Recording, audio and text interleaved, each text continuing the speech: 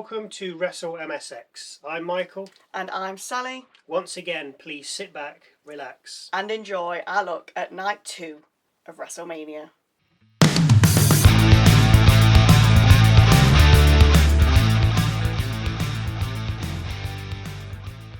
Once again, Lin-Manuel Miranda gives us our cold open, followed by the host of WrestleMania heading to the ring, John Cena.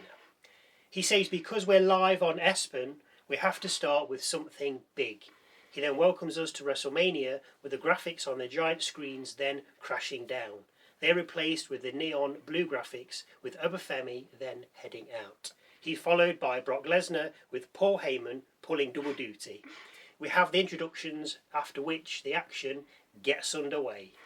We start with a collar and elbow tie-up, which ends in a stalemate, with the pair then locking up again. Brock wins this one and forces Oba back into the corner. Femi, though, pushes Brock away, with Brock then launching 2 clotheslines at him. The ruler doesn't budge and launches a clothesline of his own, which puts Brock down. Lesnar escapes to the outside, with Femi then reaching through the ropes and grabbing him. Brock pulls Femi's head down onto the ropes, which chokes him, with Lesnar then pulling Oba to the outside. Here, Brock throws Femi into the ring post twice and then ring steps before heading back into the ring. 3 suplexes later and Femi is down but not out. He fights off a 4th attempted suplex and begins running corner attacks. Lesnar counters one into an F5 but Femi shrugs it off, chokeslams the Beast and then follows up with a fall from Grace.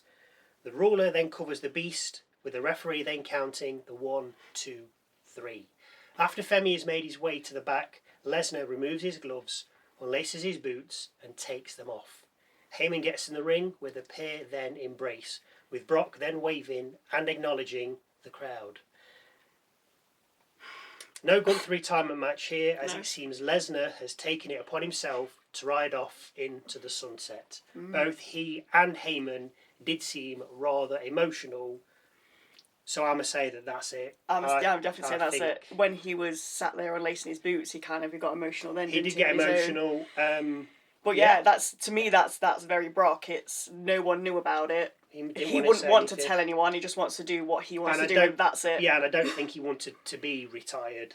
No, I don't. He's not the kind of person to do a retirement match. He put anybody over. Yeah, he's put Femi over, but he has. I think that's probably his choice. But yeah, fair enough. Well done, Brock. Next up, a 6-man ladder match for the Intercontinental title, contested by Jade McDonagh, Dragon Lee, Rusev, Rey Mysterio, Javon Evans, and the champion himself, Penta. Rey cosplaying Daredevil, while Penta opts for Shao Kahn from Mortal Kombat. The fight begins, which is really all there is to say, as I'm sure you can imagine, this is chaos. Rusev climbs the ladder first, but is brought down by Penta, with JD heading up next with Evans. Rusev pushes the ladder over, with Evans falling out the ring, but not JD though. He puts his foot on the top rope, and I think moonsaults back into Rusev, sending him out the ring. I'm not quite sure this happened. I think it did, because the cameraman didn't catch it. I mean, that would have been an excellent shot. Yeah. I mean, stepping on the rope and then using the momentum, but well done, cameraman. JD then heads up again, but Evans lands a clothesline from the top rope, taking him out. Rey then 619s Lee as he's trapped between a ladder. Everyone then drops a move, leaving Rusev to make a ladder bridge.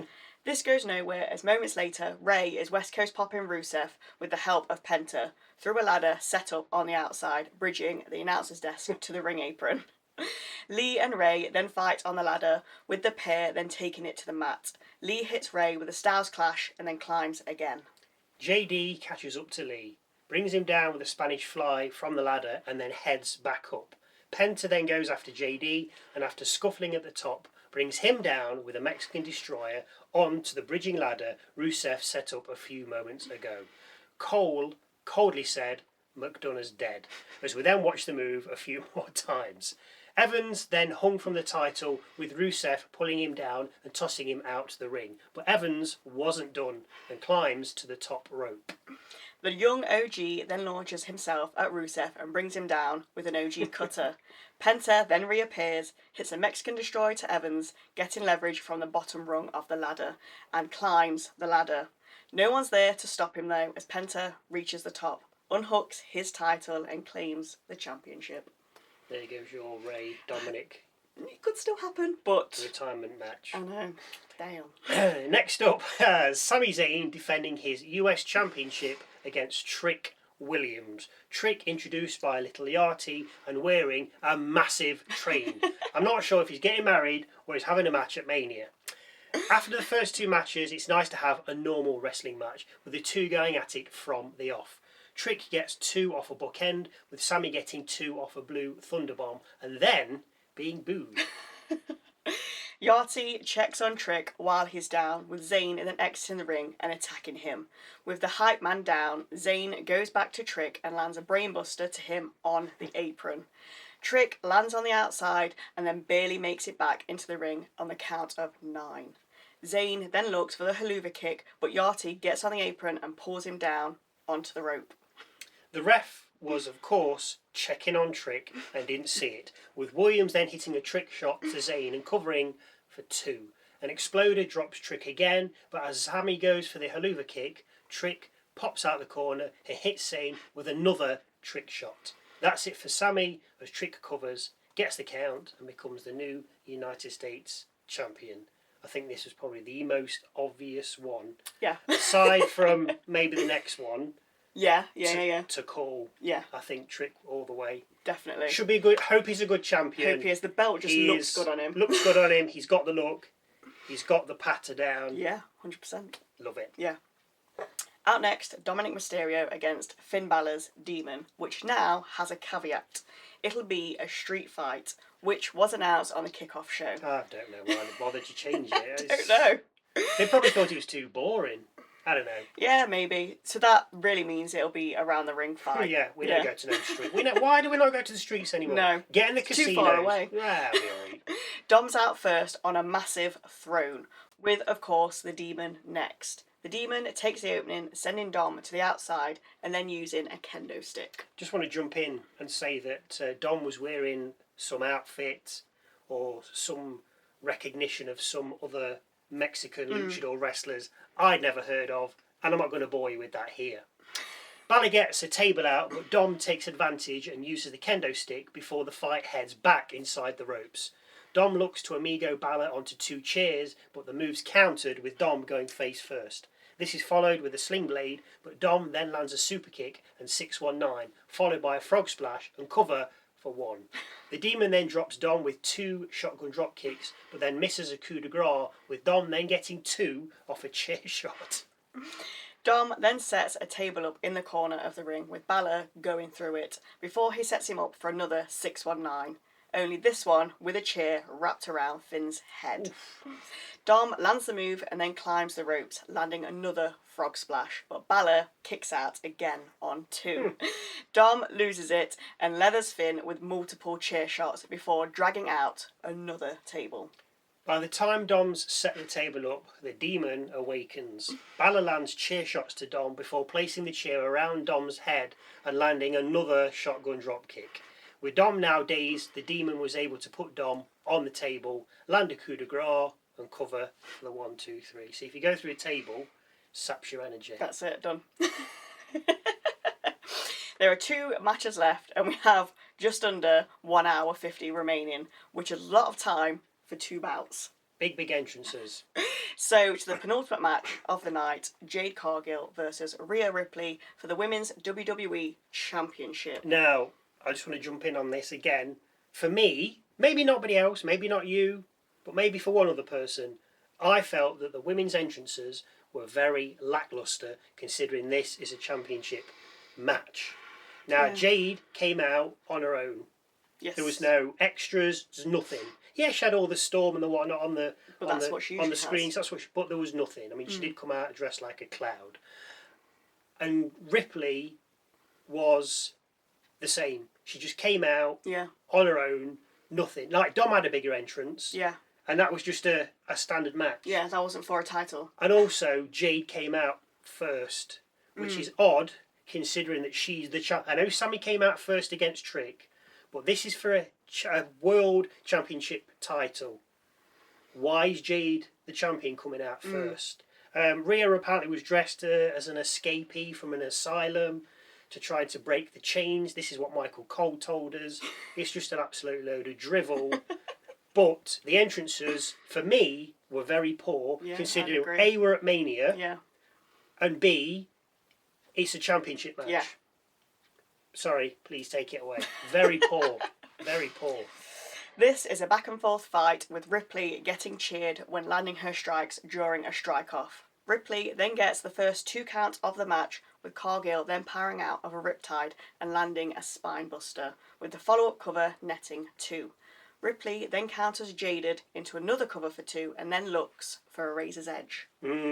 While attempting this, Meechin appears on the apron, which distracts the ref, allowing B-Fab to get on the apron near Rhea and Cargill and pull Cargill down. Rhea guns for Meechin, but Meechin drops off the apron, with Rhea then turning her attention back to Cargill. She runs at her, but Jade moves, leaving Ripley to run into the ring post. Side note, Meechin and Fab seem to be dressed like a couple of pirates. I don't know, that's the look they're going for. The ref then speaks to Cargill for some reason and doesn't see Meechin kick Rhea. Jade then hits Rhea with the sandstorm, no, me either, and then covers for 2. Jade then throws Rhea out the ring and orders her cronies to do her bidding, but the ref sees them, which stops them dead in their tracks. Io Sky then runs down and takes out the pirates. Arr. The fight then continues in the ring, with Jade escaping a riptide, dropping Rhea with a pump kick and then looking for a Jaded. Rhea counters the move, lands a riptide and then covers Cargill for the 1, 2, 3. Rhea Ripley has just become the new WWE Women's Champion. I'd have rather have had Cargill retain. Yeah, now she's got a new mates. Yeah, exactly. Yeah. I mean, she might not be the best on the mic, but I just think there's more about her. Yeah. That's my opinion. Please, if you got a better one, hit me. Cena heads out again to give us the attendance, which is 55,255. What I can't understand is, where's those extra 5,000 people come from? Why were they not there on Saturday? Because they didn't want to go see it Saturday. Yeah, clearly. It's just too I expensive. don't get that. I don't understand that. Anyway. This gives us a combined total of 106,072. If that's wrong, we haven't done the math. Blame Cena. Cena then wants to have a heartfelt moment, but he's interrupted by The Miz and Kit Wilson. Miz wants his WrestleMania moment, with Cena saying he can have it.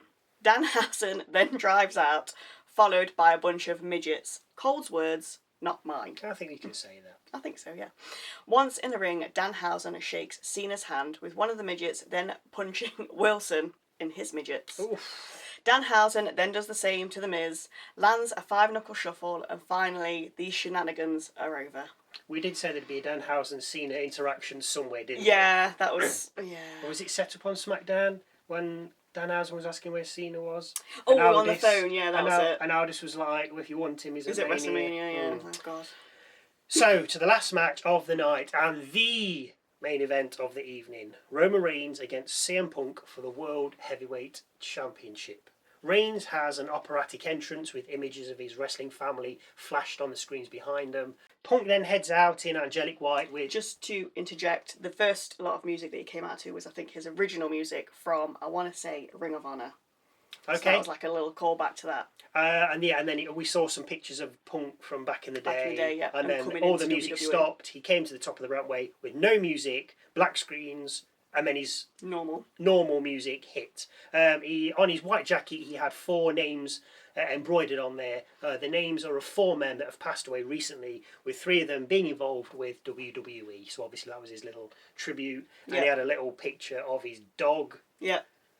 I don't know what the dog's called. Larry the dog as well, just for your little nerdoids who want to know what that was all about.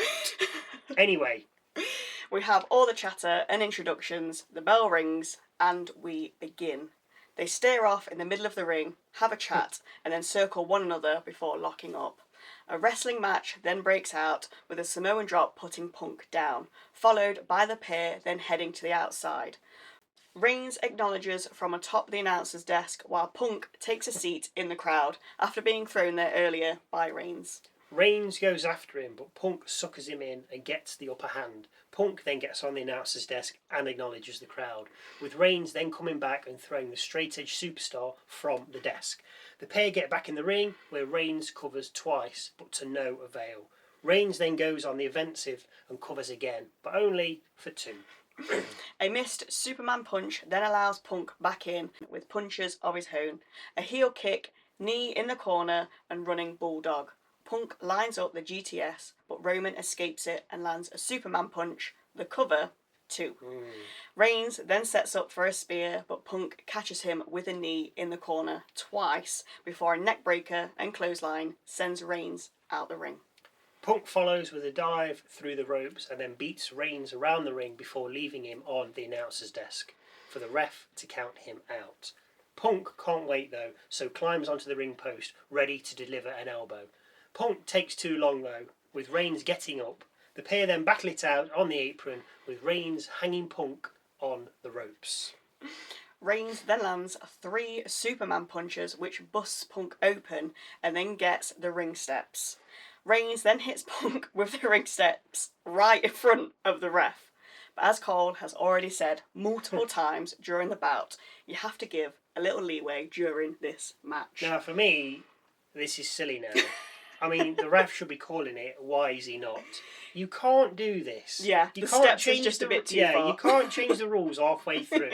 I mean, if the ref's like... Having a bit longer outside. Or there's a bit... Well, I'll kind of let that slide. If the ring announcer said, we've just got this is anything goes match, or just for the announcer to be like, anything goes, a little bit of leeway. No, no, that's silly now. Sorry, that spoilt it for me. But it was a good match. Anyway, sorry, carry on.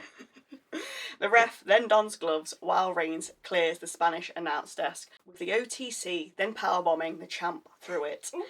Reigns then drinks in the adulation, throws Punk back in the ring and lines up a spear. Punk then counters into a GTS, hits it and covers for 2. Punk looks for another GTS, but Reigns escapes, hits a spear and covers for 2. Reigns then mashes Punk's head into the canvas before trying a GTS, but Punk counters on landing, kicking the tribal chief and then covers for another 2. Punk then locks in a Superman punch, lands it and covers again for 2. Punk then leaves the ring, retrieves an Ula Fala from a fan, places it around his neck and then signals for a spear. Reigns catches Punk though and puts him in a guillotine. Punk gets a roll up though and another 2 count, with Punk then placing Reigns in the Anaconda Vice. Reigns punches his way out and then locks in another guillotine. Punk escapes, only to end up in another guillotine. This time, Punk reverses this into a cover, but only for 2. The 2 then take each other out with clotheslines and take a minute before starting again. The pair talk trash and then throw punches at one another while on their knees. They eventually get to their feet, still chopping away, with knees and headbutts thrown in for good measure. Punk then throws his wrist tape at Reigns, which falls on the mat. The referee picks it up, walks over to the ropes and throws it out, obviously. But while doing so, Punk drops to his knees and low blows Reigns. Clever. The GTS is then landed and a cover is kicked out of by Reigns on 2. The pair go back outside, with Punk putting Reigns on the announcer's desk and then climbing to the top of the ring post again. He then lands the elbow drop he promised us earlier, with the 2 superstars crashing through the desk. The 2 get back into the ring, where Punk lands a GTS. Punk drops to his knees, Reigns rebounds off the ropes, just like Seth, lands on Punk's shoulders again. Punk stands for another GTS, but then collapses under the weight, clearly spent. The pair rise, with Reigns then spearing Punk, but is not able to capitalise, as the pair are both down again. Punk then swings at Reigns, but misses, clearly exhausted, with the pair then rising one last time. Reigns then comes off the ropes twice, spears Punk one more time, and then covers. A 1-2-3 moments later, and we have a new World Heavyweight Champion, Roman Reigns. Boom! Just like you are obviously the WSMX champion. I am You will be indeed. presented with the belt. Just call me Mrs. sometime. WrestleMania. Oh, here we go. Yeah, I mean the way that just a little. I mean, yeah, it was good. I mean, some people. I mean, some of the matches were short, but I'd rather have that than every single match being half an hour. Yeah. And you're like, oh, And this not is getting boring. much out of it. I've seen this already. But no, I enjoyed it. For me, I think that's probably it for Punk. Not retiring, but I can't see him having another title reign. You reckon? Yeah, I think because he was going on about the old, or because Reign said he's old, and then obviously he couldn't manage that second GTS, which I believe he's done to Seth. He did it last year. GTS, Seth bounced off the ropes, back onto Punk, one more GTS, and apparently he's done it to Dean Ambrose slash John Moxley. He tried it on Reigns. He didn't quite pull it off. If he's not done it this time, I don't think he'll do it again. So I think for a title run, he's probably done. But if he's done in the title run or the title picture, what's he going to do? Yeah, there's no point in hanging around. But I did enjoy that match, even though it was quite long. Because I think it after was a long they was match. in, It I think was it was a like, long match. 45 minutes left or something. Possibly. But yeah, I enjoyed it. I think my match of the night is Brock Femi. Just all round good. Love that. Why? Because it was short and sweet. It was to the point that it was what it needed to be. It didn't need to be any more. Yes, anything that Lesnar threw at Femi was like that. Yeah, loved it. Which, yeah, it was right. Yeah, probably was. Anyway, enough about us. If you enjoyed our coverage, just give us a like. If you don't want to subscribe, we're not bothered. We are bothered. But if you like it, just like it. That's all we really want. Anyway, thank you for watching if you did. And hopefully we'll see you Tuesday for the Raw after Mania.